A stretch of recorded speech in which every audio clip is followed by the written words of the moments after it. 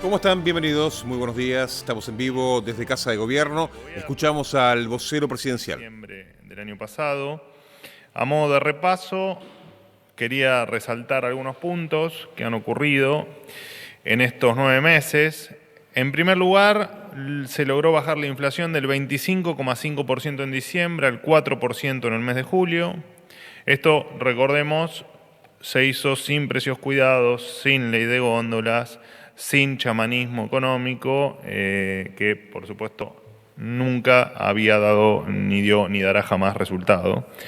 Recordando también que exactamente hace un año el viejo equipo económico o el anterior equipo económico, allí la inflación mensual era del 12,4%, con chamanismo económico, con precios cuidados, con precios regulados y con toda la maraña de regulaciones y trabas que tenía la economía argentina. En segundo lugar, recordarles, en estos 9 meses se realizó el ajuste más grande de la historia, repito los números del desequilibrio: 5 puntos del producto en el Tesoro, 10 puntos del producto en el Banco Central, 15 puntos del producto total era el desequilibrio en las cuentas públicas. Y este ajuste se llevó especialmente en la estructura política. Se bajó la cantidad de ministerios de 18 a 8, se eliminaron cargos políticos, se congeló el salario de los funcionarios. El otro día les recordaba que el salario del presidente de la Nación es el segundo más bajo de toda América Latina, medido en dólares, y se recortaron partidas presupuestarias superfluas como dinero para choferes, asesores y todo lo que no solo se pueden imaginar, sino todo lo que les fui contando a través de estos 9 meses aquí en la conferencia. También algo muy importante, hemos suspendido la pauta oficial por un año, como recordarán, y todo esto implica menos plata para la política que durante tanto tiempo atacó el bolsillo de los argentinos. En tercer lugar, recordarles de estos 9 meses el retorno del orden. En estos 9 meses se lograron terminar con los piquetes. Veníamos sufriendo en torno a 18.000 piquetes anuales. Esto se ha reducido a 0. En Rosario, producto del orden que se estableció, tanto por orden del presidente como por acción de la ministra Bullrich, bajaron un 60% los homicidios. Y como dijimos, esto trajo normalidad o mayor normalidad a la ciudad de Rosario, donde vimos especialmente lo ocurrido en las vacaciones, donde fue una ciudad turística que volvió a recuperar ese espíritu de recibir turistas y de que esa actividad se vuelva a la normalidad. Y por último, quería recordarles la transformación que se hizo en materia legal y desregulatoria, más allá de las reformas que siempre mencionamos acá, ¿no? Las 800 reformas de la ley bases y el DNU, mucho más ambiciosa que en la ley de convertibilidad, y además, bueno, toda la maraña de regulaciones que viene desarmando el ministro Federico Sturzenegger.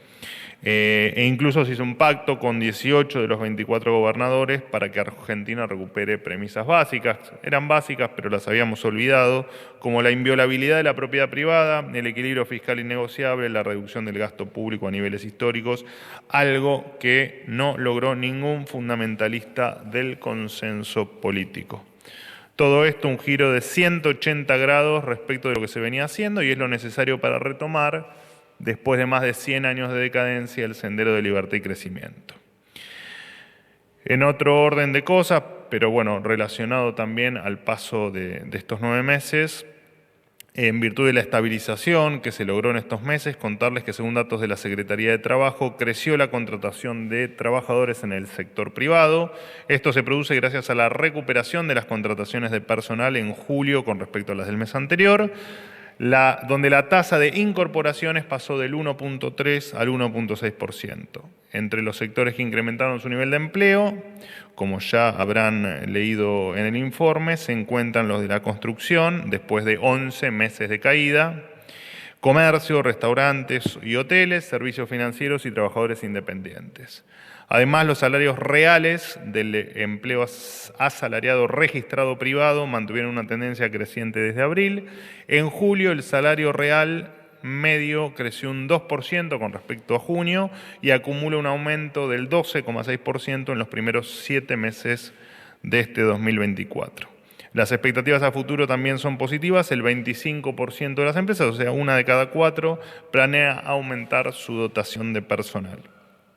En cuanto a la industria, el mes de julio creció un 6,9% respecto al mes anterior y la construcción creció en torno al 8% también en relación al mes anterior. Por su parte, el sector agropecuario invirtió más de 25.000 millones de dólares en la campaña agrícola 2023-2024, una de las más altas de los últimos años. También aumentaron 6,8% las exportaciones de vino con respecto al 2023. Asimismo, la baja del impuesto país y la reducción de los tiempos para el pago de las importaciones trajo beneficios. Ternium bajó un 7% el precio de la chapa desde el 1 de septiembre. El sector automotriz, Toyota, Nissan y Peugeot bajaron sus precios entre el 2 y el 4%. Incluso Renault ha llegado a bajar sus precios en uno de sus modelos en un 23%. En tanto, luego de la derogación de la ley, los valores de los alquileres cayeron un 26,6% en términos reales en Buenos Aires y los alrededores. Además, la oferta creció un 195%. El gobierno del presidente Milei cumple con lo que prometió al asumir el mandato el 10 de diciembre y, como dijimos siempre, paz y administración es nuestra premisa, valga lo redundante, principal.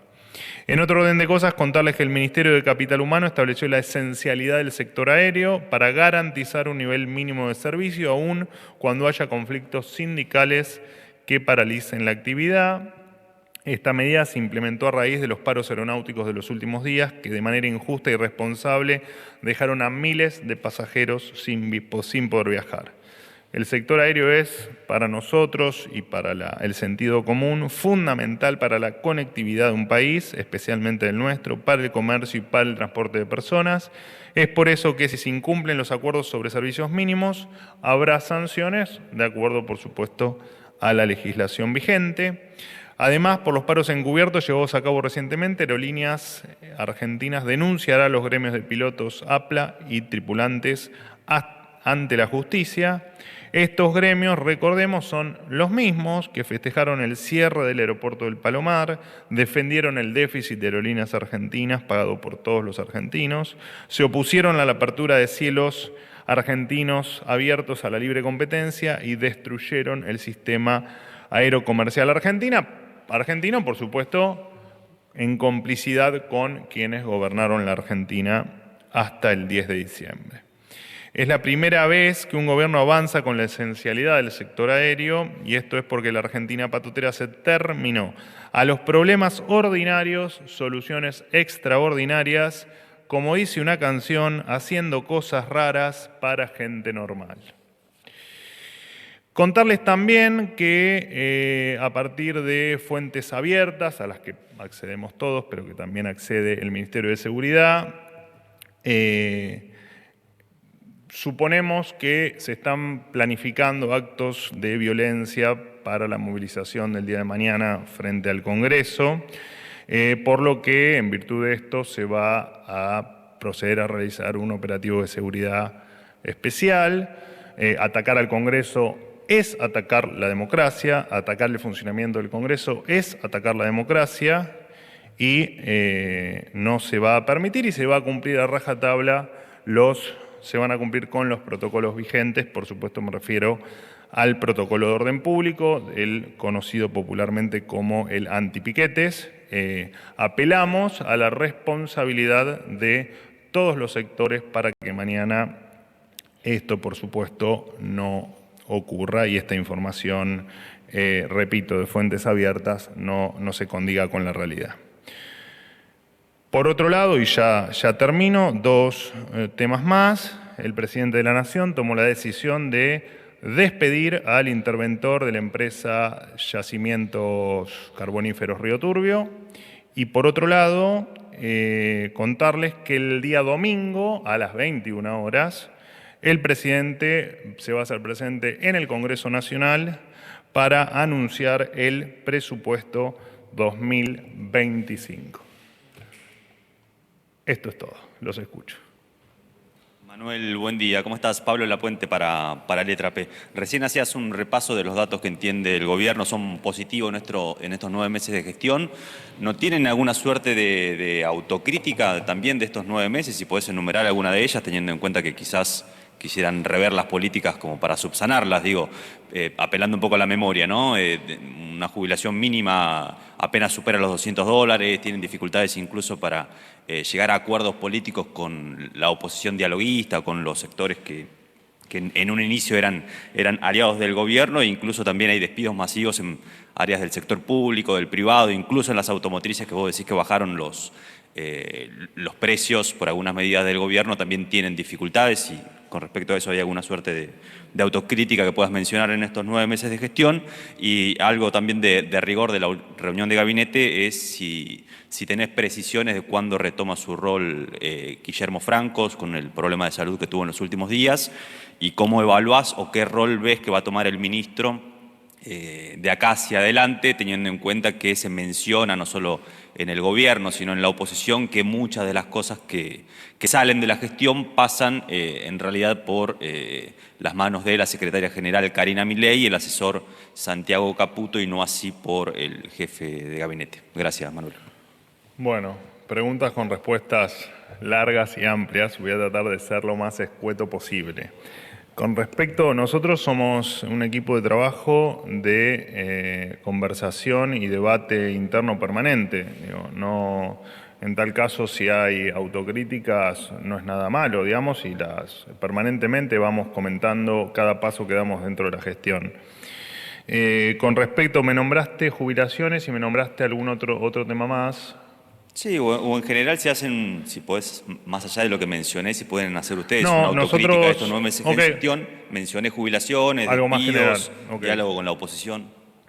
Bueno, el tema jubilaciones es interesante, aparte porque ha sido un tema de los últimos días, será un tema, por supuesto, que mañana va a volver a ser parte de la escena, y lo hemos comentado en infinidad de oportunidades, al margen de que consideramos que estos meses de gestión hemos intentado recomponer dentro de lo que permite la restricción presupuestaria las jubilaciones en lo más que estaba al alcance de esas cuentas públicas, valga la redundancia, o de ese equilibrio de las cuentas públicas o de esa restricción presupuestaria.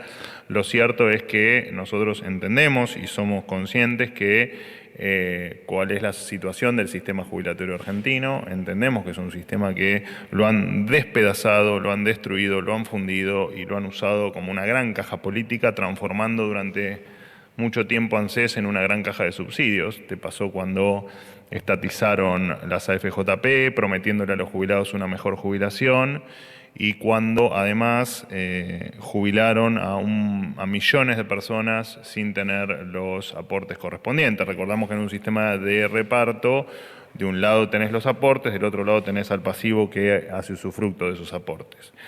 Y esas jubilaciones, cuando no se les tenía en cuenta el ajuste por inflación, porque en la fórmula anterior esa fórmula no incluía la variable de inflación, ahora nos pareció lo razonable que los jubilados se ajusten por inflación.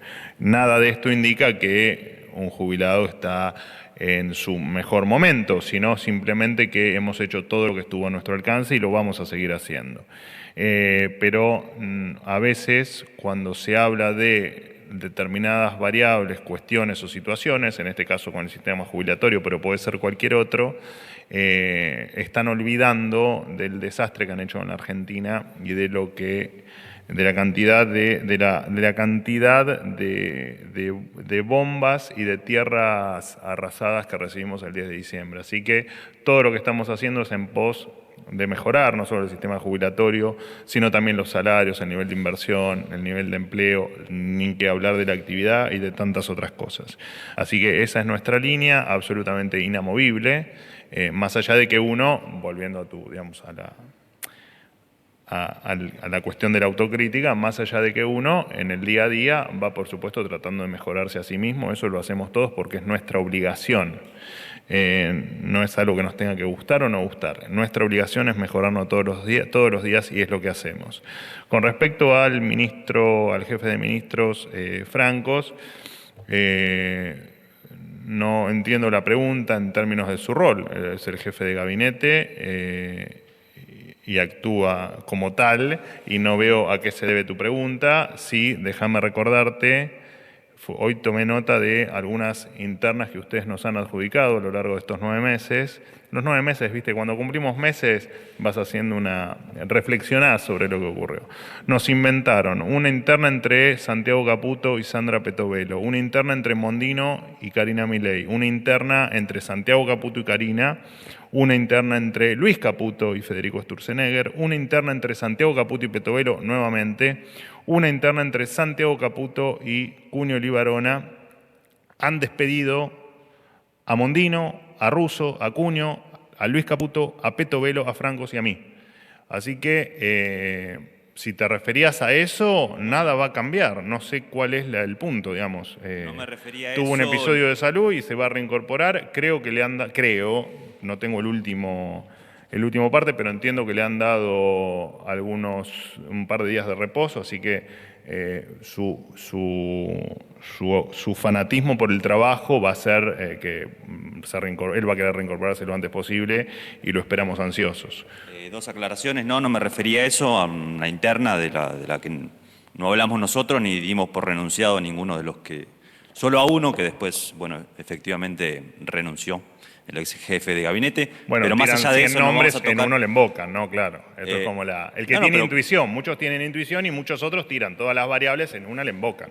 Y con respecto a Santiago Caputo y Karina Milei, era qué rol ocupaban ellos, si iba a ser el jefe de gabinete el que mantenga diálogos con la oposición y mantenga la Pero va a seguir todo igual que gestión. hasta ahora. No veo qué ha pasado que les ha cambiado la percepción de lo que sigue ocurriendo dentro del gobierno. Jaime. Hola Manuel, ¿cómo estás? ¿Cómo andás? ¿Bien? Jaime Rosenberg, La Nación. Bien, gracias. Preguntarte por, cómo ve el gobierno, más allá de los temas de seguridad que vos planteaste para la sesión de mañana, si hay optimismo en relación a que puedan conseguir el número para evitar que caiga el veto del presidente, y si podés confirmar la presencia de legisladores del radicalismo aquí con el presidente, que circulan versiones que estarían con él, justamente diputados que apoyarían, la postura del gobierno en ese caso. Y segundo, si podés dar algún dato de lo que dijiste recién del pedido de renuncia al interventor de Yacimientos Río Turbio, ¿a qué se debió este pedido de salir, o si lo pidieron desde el gobierno, y si tiene algo que ver con todo lo que salió, las versiones periodísticas sobre pedidos de coima a una empresa para poder invertir en una compra de carbón? Gracias. Bueno, con respecto, sí, efectivamente el presidente está, creo que ya no, pero estaba en reunión, efectivamente a las 10:30 se reunía con diputados, con representantes de la Cámara de Diputados en una reunión como las que hace habitual. Hizo una la semana pasada y habitualmente las hace. Con respecto al despido del interventor, sí, efectivamente está relacionado con donde el presidente detecta que no hay una transparencia absoluta en la gestión, el presidente siempre va a hacer a un lado al responsable, no porque sea efectivamente responsable, sino porque el presidente quiere que todo se lleve adelante con total transparencia. Así que mientras que se aclaren los hechos, el presidente ha tomado la decisión de efectivamente despedir al interventor. Siempre somos optimistas, Jaime, siempre. Buenos días, vocero Nicolás Gallardo de CNN Radio. Una de las preguntas la hizo recién señor Rosenberg. No la hagas entonces. Pero no me quedó claro, ¿el gobierno tiene blindado ya el número? Esa es la pregunta que le hizo Rosenberg. Un tema del Congreso, de la Cámara de Diputados. Bien, con lo cual lo saco de ese tema. Tenés que hacer 257 preguntas. No, son menos, son un poquito menos. No, para saber si está el número o no, tenés que hacer 257 preguntas. Le haremos, como hacemos. Empezá porque falta poquito. Sí. 2 consultas. Una, naturalmente, le iba a preguntar por el tema del operativo de mañana, el tema que usted ya ahondó. Quiero preguntarle si puede dar nombre y apellido de las organizaciones, no detalle de inteligencia, por supuesto, pero sí, de todas formas, es público No, pero ya. es público, no hay informes de inteligencia. Es información pública de algunas declaraciones que se han hecho, donde efectivamente se entiende que puede existir la posibilidad de actos de violencia y apelamos a que efectivamente eso no ocurra y se va a disponer de un operativo especial para esta situación particular. ¿Qué significa especial? Y le quiero preguntar, ¿cuáles organizaciones, usted en su momento las ha calificado de rancias, le quiero preguntar cuáles son esas organizaciones ¿Y las rancias? rancias? ¿Qué es una organización rancia? Las Dígalas rancias. usted. Dígalas usted. ¿por ¿Cuáles qué? son los movimientos de izquierda, de la Cámpora? ¿Quién es? ¿Es la CGT? Los que tiran piedra, los tirapiedras. Los tirapiedras son los rancios, son los que no entienden el cambio de la Argentina, no entienden lo que la gente quiere y no entienden lo que es vivir en una democracia y manejarnos de una manera civilizada y no como bárbaros. Y por último, le agradezco el tiempo, tema Venezuela. Ayer no hubo conferencia, con lo cual creo que sigue siendo importante. ¿Cómo tomó el gobierno, el presidente, el asedio a la embajada argentina en Venezuela? Hoy bajo custodia de Brasil, seguramente ahora le van a repreguntar, pero ¿cómo tomaron eso? Si creen que es una represalia por el pedido de detención al presidente Maduro, ¿cómo toman ambas situaciones? Le pregunto a usted porque la canciller es imposible hablar hace meses con ella, está oculta. Gracias. Bueno, no sé si está oculta, yo la veo, pero por ahí no te quiere ver a vos, qué sé yo. ¿A nadie? Qué mal. La última vez que hablaste sin micrófono me metiste en un lío, así que te sugiero que sin micrófono no vuelvas a hablar. Gracias, sos muy amable, Tati. Bueno, le voy a transmitir tu queja y la de todos a la canciller. Debe estar de viaje o muy ocupada, porque tiene una agenda muy nutrida.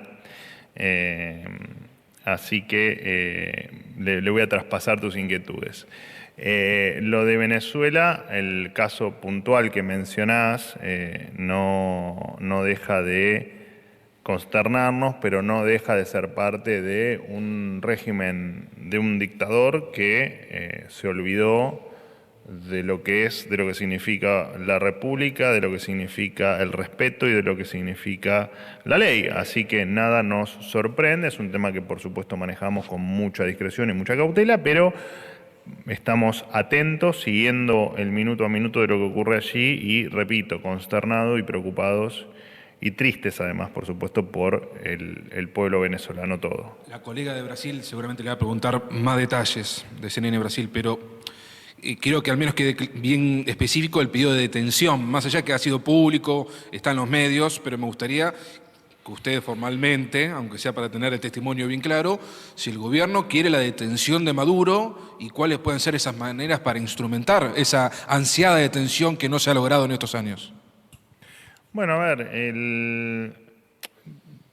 te repito, estamos ante un régimen dictatorial, entonces vos lo estás tal vez pensando dentro de un esquema lógico, como lo pensamos todos, de un esquema democrático, pero Maduro ha transformado a Venezuela en una dictadura, entonces en tal caso, cuando se tenga alguna determinación o alguna acción clara que seguir o algún camino que transitar, se los vamos a comunicar. Por ahora, bueno, sí, el pedido se hizo porque es nuestra posición, digamos, como lo es con cualquier dictador.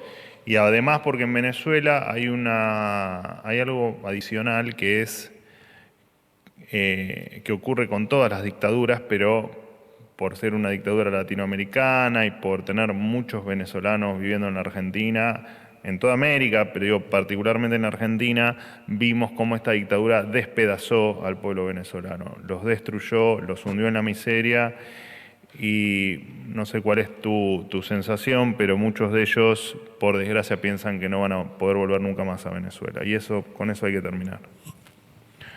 Martín, querido. Buen día, Manuel. Martín Fernández para Radio La Ciudad. Bien, por suerte. Quería consultarte al respecto del decreto de acceso a la información pública, dos cuestiones que tienen que ver con eso. Primero, si considerás que hubo o no contradicción entre los dichos del jefe de gabinete la semana pasada, señalando que no no se iban a acceder, el gobierno iba a acceder a que se modificara el decreto. Luego vos señalaste que no iba a haber modificaciones, punto número 1.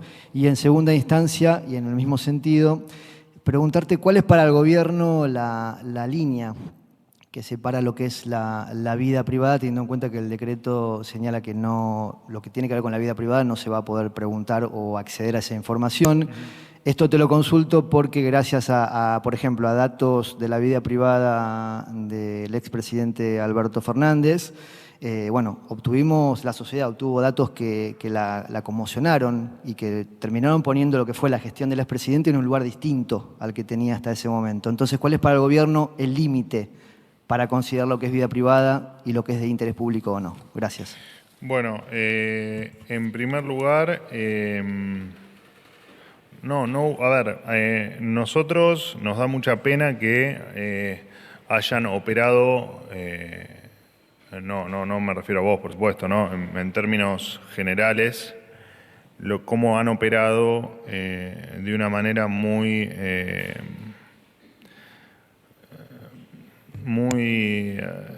cruel a una persona de 74 años que además es el jefe de gabinete de ministros. La verdad es que no hubo ninguna contradicción. Lo expliqué acá, creo que el mismo viernes, contra mi declaración, digamos, después creo que uno de ustedes me preguntó, y el jefe de gabinete de ministros manifestó efectivamente que nosotros estamos abiertos, escuchamos y analizamos cada uno de los planteos que nos hacen, referido en este caso al acceso a la información pública, pero podría haber sido cualquier otra cuestión, y yo simplemente lo que dije fue que efectivamente dentro de esas cuestiones no se iba a modificar el decreto. No hay ninguna contradicción, más allá de que después, los temas van escalando y los temas se van distorsionando y, repito, nos dio mucha bronca a todos los que conformamos el gobierno lo que se hizo con el jefe de gabinete Guillermo Francos, a quien aprovecho para mandarle un abrazo enorme. Eso por un lado. Con respecto al límite entre la vida privada y la vida pública, no sé a qué episodio te referís puntualmente, que me hiciste mención recién, como para tener una referencia. A los videos donde se lo vio al presidente en el despacho con una dama en una situación íntima. Ok, entiendo que eso no surgió del acceso a la información pública. ¿Es correcto? Se conocieron.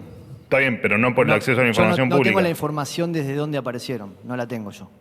Pero entiendo que no parten de la ley de acceso a la información Pero pública. Las visitas sí se pueden conocer y no sé si a través del decreto se va a seguir garantizando que eso se conozca o no. Yo fui usuario del acceso a la información pública cuando estaba del lado de ustedes, así que además sé perfectamente cómo funciona y sé perfectamente cómo te diría que contestaban de una manera extraña algunos pedidos de información pública. Pero al margen de eso, nosotros somos defensores de la información pública y somos defensores de que ustedes efectivamente tengan acceso a toda la información que atañe al desempeño del funcionario en diferentes actos, a lo que respecta, por supuesto, al uso de los recursos públicos, y eso no va a tener absolutamente ninguna limitación. Yo creo que el viernes mismo di algunos ejemplos de algunos pedidos insólitos que nos habían hecho sobre nuestras propias mascotas o sobre la felicidad de nuestras propias mascotas, tema además absolutamente subjetivo, ¿no? Y te lo dice alguien que tuvo perros que tal vez no fueron tan felices, y la verdad es que no tengo por qué contestar si mis perros son más o menos felices. Pero de todas maneras, al margen de eso, la única limitación que se pone es al abuso de la herramienta. La información pública no va a tener ningún tipo de limitación de absolutamente ninguna índole, porque no es nuestro espíritu,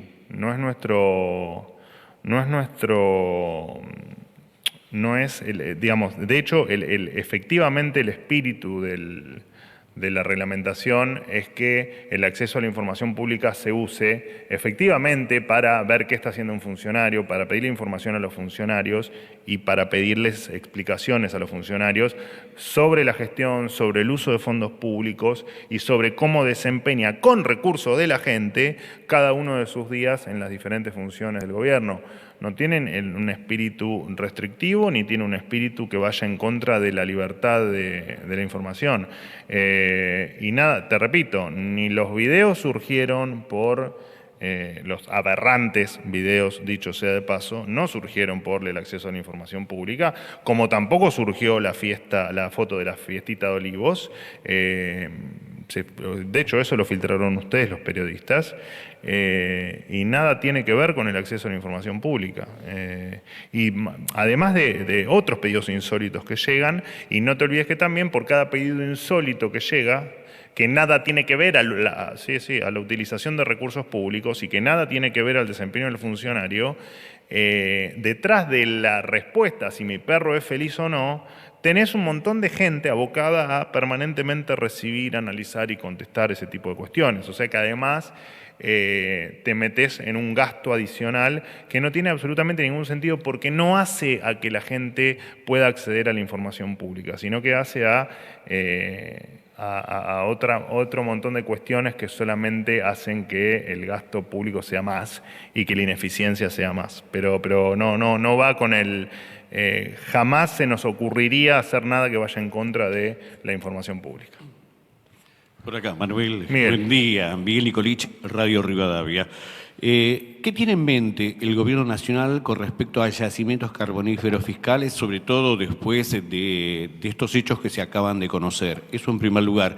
Y en segundo lugar, volviendo al tema de Venezuela, el presidente uruguayo Luis Lacalle Pou convocó a los líderes regionales a reunir esfuerzos en pos de tratar de normalizar democráticamente lo que pasa en Venezuela, y no ha habido un eco, por lo menos yo no he escuchado, a propósito oficialmente del gobierno, ya que el presidente Milei desde un principio trató de promover esfuerzos mancomunados precisamente de sus pares, los líderes regionales. Muchas gracias. Bueno, pero es un poco lo que hablábamos con Nico, que Nico pregunta y se va. A ver, nosotros lo estamos pensando con la lógica de una democracia y es un tirano que está está llevando adelante una dictadura desde hace un montón de años. Entonces, entiendo el punto que planteás, pero son pasos que se van dando de manera muy cautelosa y más allá de todas las declaraciones y las denuncias que uno puede hacer, estamos ante un dictador que lejos está de querer normalizar por la vía democrática la situación en Venezuela. Entonces estamos analizándolo con la lógica nuestra, que respetamos la democracia, que respetamos la república y que respetamos la ley. Estamos haciendo un paralelismo con una dictadura y eso no tiene punto de encuentro, no tiene punto de análisis. Por eso es que no se puede responder a tu pregunta, porque son episodios que se van analizando con el transcurrir del tiempo y con el transcurrir de los hechos que van ocurriendo en Venezuela, como mismo en las elecciones existía la esperanza de que esa elección sea transparente o que sea con un grado de certeza con respecto a los resultados, o que con el resultado observado por la oposición venezolana pueda haber pruebas de que efectivamente Maduro se había consagrado ganador por propio derecho, porque efectivamente la gente lo votó, tampoco ocurrió. Entonces no esperemos cosas que la dictadura de Maduro no muestra que vaya a haber en Venezuela. Cualquier novedad o avance que haya en cuestiones de lo que la Argentina pueda seguir avanzando más allá de lo hecho hasta acá, independientemente de que haya un encuentro entre diferentes líderes o cualquier otra presentación que se pueda hacer a nivel internacional, es algo que se va analizando en el día a día y que por supuesto es un tema que nos preocupa no solo a los argentinos, o al gobierno argentino, sino también al resto de los países de la región. Es muy grave lo que pasa en Venezuela, pero es una dictadura. No es hoy no se vive en democracia en Venezuela. Y con respecto al yacimiento Río Turbio. Estamos probablemente hoy por la tarde o mañana tengan alguna novedad de cómo efectivamente sigue adelante la administración de los yacimientos. Última pregunta. Hola, vocero, buen día. Luciana Tadeu, de CNN Brasil. ¿Cómo andas? ¿Bien? ¿Qué tal? Muy bien. Vocero, ¿ustedes están en contacto con otros países para buscar una nueva nación que custodie los intereses argentinos en Venezuela frente a este anuncio del gobierno Maduro de que Brasil ya no va a poder representar las necesidades argentinas allá? Y en este mismo sentido, si ustedes están en contacto con el gobierno venezolano, ya que el gobierno venezolano va a tener que autorizar esta nueva nación a que custodie los intereses argentinos. Gracias. Bueno, todas preguntas que no te puedo responder porque efectivamente estamos avanzando para que primero que nuestra residencia allí, que los asilados allí no tengan absolutamente ningún inconveniente. Sabemos los episodios ocurridos el fin de semana que trajeron mucha preocupación a todos, los cuales aparentemente han sido desactivados o efectivamente no ha pasado a mayores. Así que lo mismo para tus compañeros que me han preguntado sobre Venezuela, es un tema que lo tomamos con mucha cautela y que cuando efectivamente tengamos algo definido y que efectivamente tengamos algún avance en esa materia, se los vamos a comunicar. Así que efectivamente, y de hecho, bueno, vos sos de Brasil, Brasil efectivamente está en línea con que es un tema que no puede escapar a las convenciones internacionales, no puede escapar a las buenas prácticas y a la ley y al respeto por no solo la Argentina, sino que en ningún país del mundo se puede atacar o intentar quitarle el valor que tiene una embajada de una república o de un país extranjero. Así que estén atentos a las novedades, pero en principio no tengo mucho más que te pueda contar desde aquí. Bueno, listo, muchísimas gracias. Hasta luego.